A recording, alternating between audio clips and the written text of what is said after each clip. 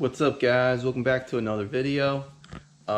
This past weekend I picked up a samurai buggy, and I kind of did filming last weekend, but I didn't really post it. I was gonna post it, but I don't know, it was only like 4 or 5 minutes of video, so I really didn't feel like bother posting it, which I'll show you what I filmed, I guess now. What's up, guys? It's the next day, Saturday. They say Saturdays are for the boys, but it's only me here because all I do is work on stuff. Samurais, because I enjoy it. But anyways, I guess it's time to show you this shit box I bought. Which, I mean, all my projects are shit boxes because, I don't know. It's a fun name. Let me get my garage opened up and we'll check it out.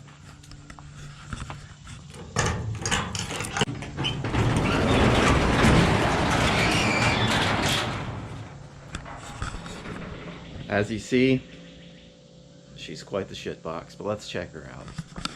So here's the, let me move this. So here's the beast I picked up. As you can see, it has a 16 valve in it, which is pretty much the only reason why I bought it. It's a samurai. Here, I'll close the lid so you can get a better view of it. Bought this off a guy. It was his project. I don't know how long he owned it or how long he's been working on it, but he did a bunch of work to it. Did a 3-link in the front on coil springs, and then he also 4-link the rear on coil springs, which he back halved it. He did a lot of work to it. I really hate to rip it apart because I don't need it. I have this thing over here, and I got all this other crap. I got three samurais that are projects, so I bought it because I need the motor out of it. But my plan is pull the parts off I want and try to sell it as a roller, just so then maybe it can like kind of stay together and maybe someone can like put it together and finish it and use it. But if I can't sell it as a roller, I'm gonna keep ripping parts off it and sell them part by part, because I don't need the wheels, I don't need the tires, coil springs. I have coil springs, I don't need them. IFS Toyota steering box, I think I have like 2 of them. I don't need that. The seats, I don't need the seats. Yeah, so I mean, it's a cool project. If I didn't have any other projects, I would probably definitely try to work on it and finish it, but I just got too much stuff. I think it also has a disc brake kit too, so I'll probably end up selling that because I like to use the factory e-brake, but that's me. I mean, unless someone wants to buy it as a roller, which I hoping, so then I'll have to rip it apart further.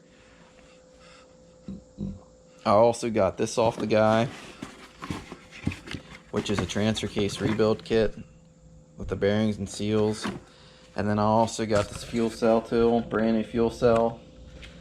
Also got this stuff, chromoly axle shafts, and then a bunch of like radiator hoses. I'm not sure if these are specific for like a samurai or they're just yeah, that's stuck under there, just radiator hoses. Then I also got this too, which is 416 transfer case gears, which I'll probably end up selling these because I usually do 6.5s because I like to be crawling. So I got all that stuff in there. So I mean, the guy definitely put some money into it. And then also this, which this is Trail Toughs. I think it's the Twisted Tea. I think this is the Twisted Tea. Yeah, Twisted Tea, crap, what do you want to call that? Twin sticks. Twisted Tea twin sticks. You can do 2 high, 2 low, 4 high, 2 neutral, 4 neutral. So I got that. I'll probably end up selling that too because I don't need it. Just don't need it. So, I mean, I figured I'd do a little video of this thing. My plan today is to pull the transfer case out of it, pull the motor and transmission out of it. I might try to get some video clips of me pulling that stuff out of it. I don't know. Maybe it's interesting to watch. Maybe it's not. Oh yeah. As far as the motor, like the guy must have like put new wires on it because the wires look pretty brand new. The cap looks pretty new because if you looked at the screw, it looks pretty new. So I mean, NGK wires, they're not cheap wires at all. And then also this contraption, I think he said this is a Jeep power steering pump. I think he was trying to do that. And then also has a Petroworks 1/6 swap motor mounts along with adapter plate. And he said there's a heavy duty transmission, heavy duty clutch in it, which I don't know what brand clutch. He just said it's a heavy duty clutch. So maybe it's Petroworks' clutch, maybe Trail Tough's clutch. I'm not really sure, but so yeah, I mean, well, that's kind of stupid.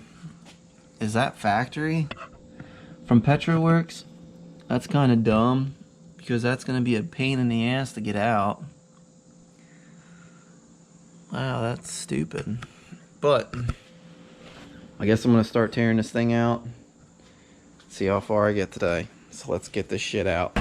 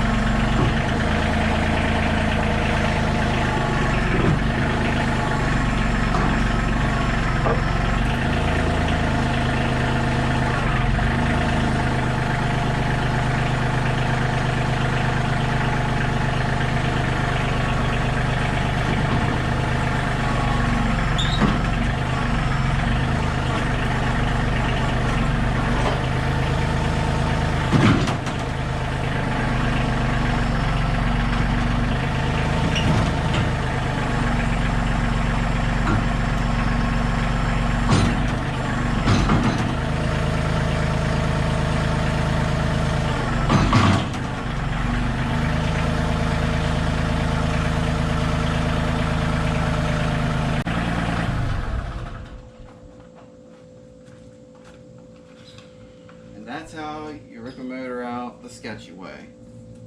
Did it come out nice and smooth? No, it didn't. But guess what? It's out.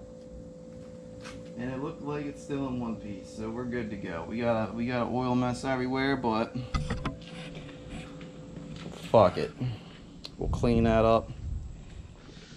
Well, I got the motor out, the transmission out, the transfer case out, and then also cleaned up, checked the floors and see what was all in there. I pulled the front diff out since there was only like 4 bolts holding in, see if it had a locker in it. It's just a regular open carrier, nothing good inside of it. I supposedly have a guy to come look at it today, which is Sunday.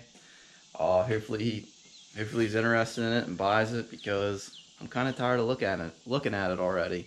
I mean, I might post a clip of me pulling the motor out. It was kind of a pain in the ass to do it by yourself and where I'm doing it at. Because as you can see out here, I mean, you might not be able to tell on the camera, but it kind of goes downhill.